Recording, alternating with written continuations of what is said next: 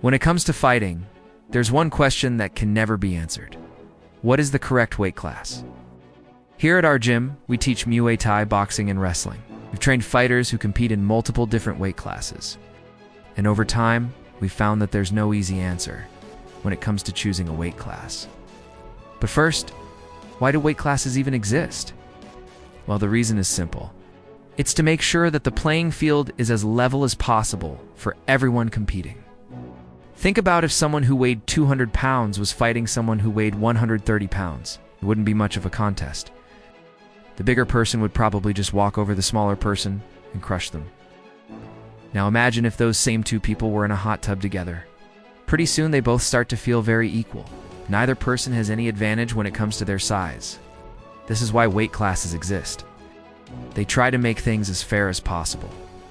But here's where things get really complicated. You see, many times an athlete will move up or down a division, and they're expected to perform differently. Usually when a fighter moves up in weight, they gain more power, but lose some speed. On the flip side, when a fighter drops down in weight, they usually retain their power, but lose some endurance. This is why many fighters have trouble performing when they move up or down in weight. They're just not used to fighting with the advantages and disadvantages that come along with each one. In this video, we're going to talk about the most common problem that every single coach and trainer sees when it comes to athletes moving up or down in divisions. And it's something called weight bullying. Many fighters who drop down in weight think that because they're bigger than their opponent, they'll just be able to overpower them. But what they don't realize is that their size gives their opponent an advantage too. If you're a bigger, stronger opponent, your opponent gets the advantage of having to deal with a bigger target. In fact, being smaller and faster makes it much easier to hit a bigger opponent. The bigger opponent doesn't realize this until they step into the ring and they get hit. And the shock of getting hit by someone smaller than them makes them panic. Then all of a sudden they retired from trying to chase someone around, and they end up losing a fight that they thought that they were going to win. One thing that's important to understand about being a bigger fighter is that your opponents will always be fresh. No matter how tired you are, they will always have that extra gear to push through. For example, at our gym, we have a fighter named Dylan Klemenko. He fights in the super middleweight division. That's about 168 pounds.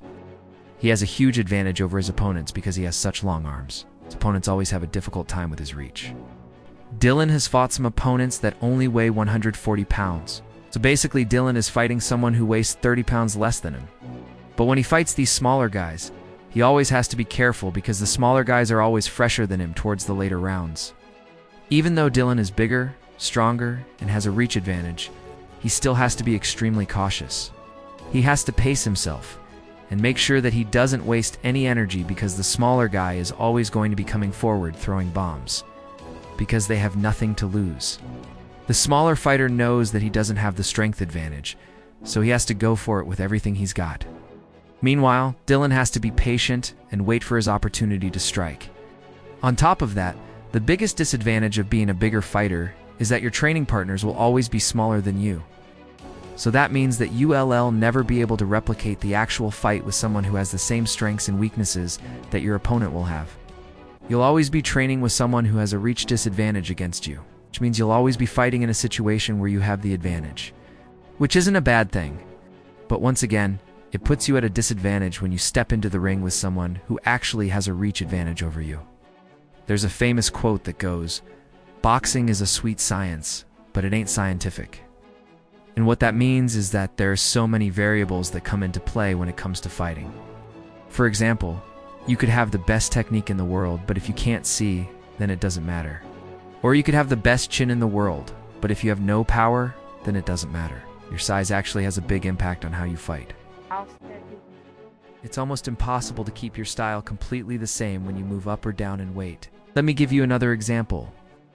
At our gym, we train a boxer named Tracy Cortez. She's fought in multiple different weight classes. When she fights in the lower weight classes, like 125, she's always extremely fast. All of her opponents say that they've never seen anyone move as fast as Tracy does. But when Tracy fights in a higher weight class, like 135, she actually has to slow down a little bit because her opponents can't keep up with her. Her natural speed is so fast that she actually has to dial it back so that she doesn't overwhelm her opponents. But because of that, she ends up looking slower than she actually is.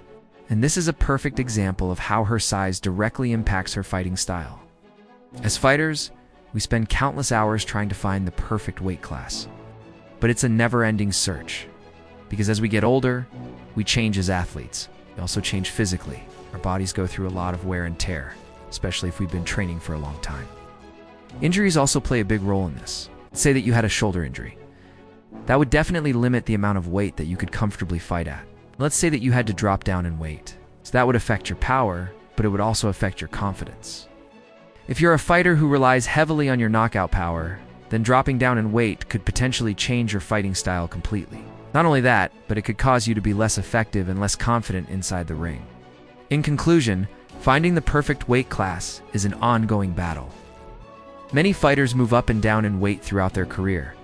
Some fighters are naturally bigger and stronger. So as they get older, they might start to feel that they're out of shape. When that happens, they might decide to cut some weight and move down a division. But as we explained in this video, that comes with its own set of problems.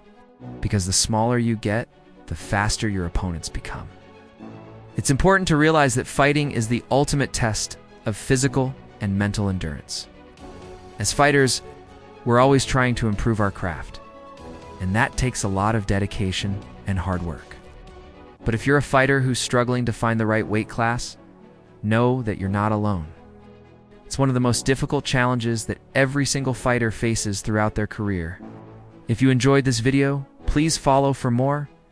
Thank you for watching.